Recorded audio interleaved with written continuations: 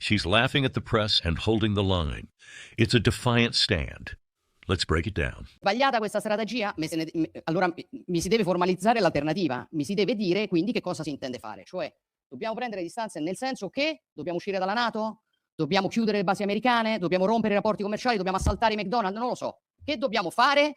Che dobbiamo fare? Altrimenti, chiaramente. Picture the scene in Rome. It's the traditional New Year press briefing, but the festive mood, that's long gone. It turned into a total interrogation. Meloni sat there for nearly 3 hours, facing down a pack of increasingly cynical journalists who were desperate to find even a tiny crack in the Meloni-Trump alliance. She had to navigate 40 different questions, everything from local green policies to the massive shifts we're seeing in global power. You could practically taste the tension. The media is sensing a massive rift between Europe and this new, loud MAGA administration, and they were trying to force her to choose sides. They kept hammering on about national dignity, trying to say Washington is bullying Italy. But Meloni? She's a pro. She knew this wasn't just about policy. It was a test of her backbone. And she was ready to give them a response that's already blowing up all over social media.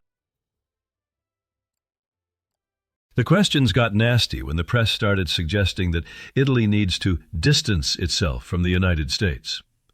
This whole narrative is being pushed by people who want nothing more than to see the West fall apart. They kept whining about NATO bills and America first, as if it's some kind of personal attack on Europe. They even brought up the Arctic dispute and the drama in South America to try and prove that the U.S. has gone rogue. This was the gotcha moment they'd been waiting for, their big chance to make Meloni trash her top ally in public.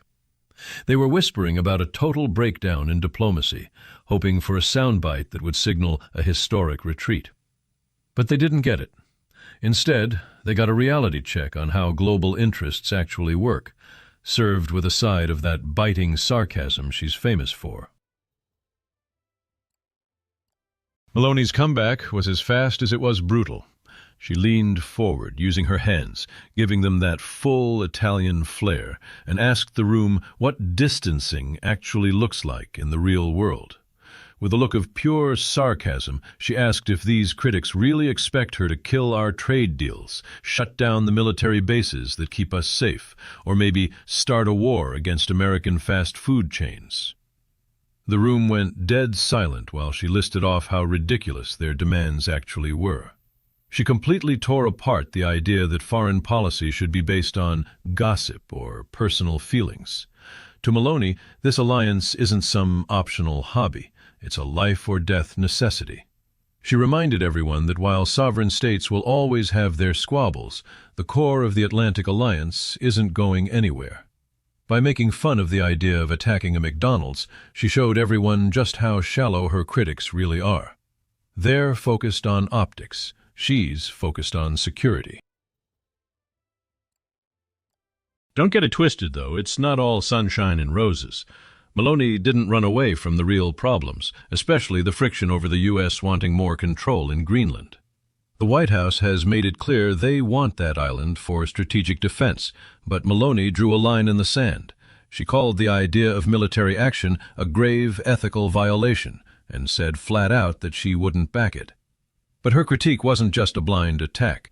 She's smart enough to realize that Washington's aggressive moves are a direct response to the bad actors trying to creep into the Arctic.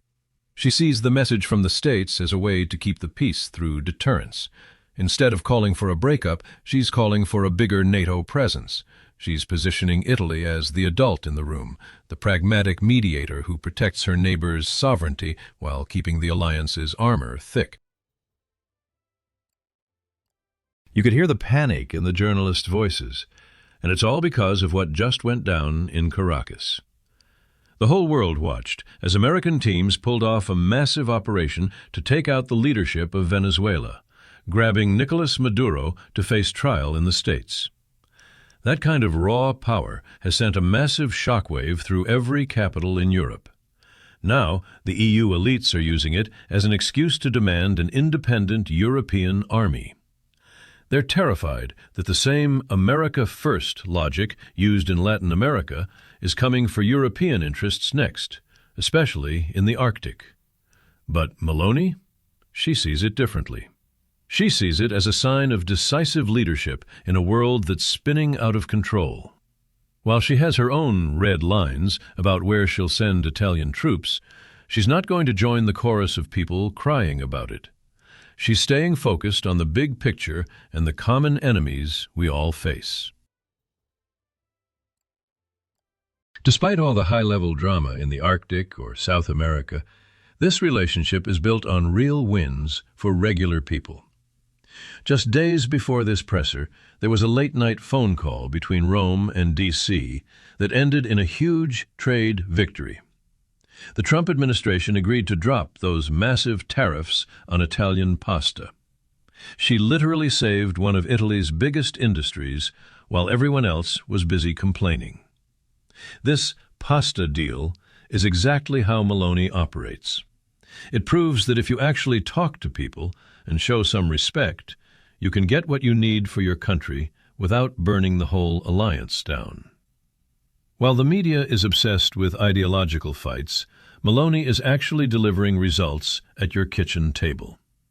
She's figured out how to be a reliable partner in an America-first world, turning potential trade wars into wins. It's that mix of playing it safe with the military and playing it smart with the economy that makes her one of the most powerful leaders in the game today.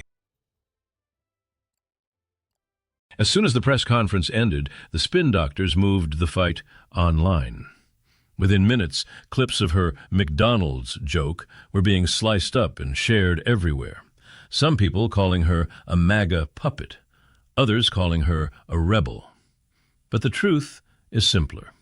She's a believer in the Atlantic Alliance. She's standing by the Western order even while it's going through a radical shift. Her message to the press was loud and clear.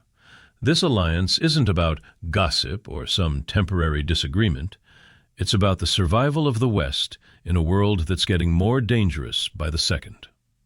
As Italy gets ready to celebrate the 80th anniversary of the Republic, she's charting a course that says no to isolationism and yes to sovereign respect. She was never going to raid a fast food joint, but she's also never going to back down on Western values. She's proving you can be a patriot and a partner at the same time. Ending. This report is complete, but the fight is just beginning. Subscribe now to stand with us.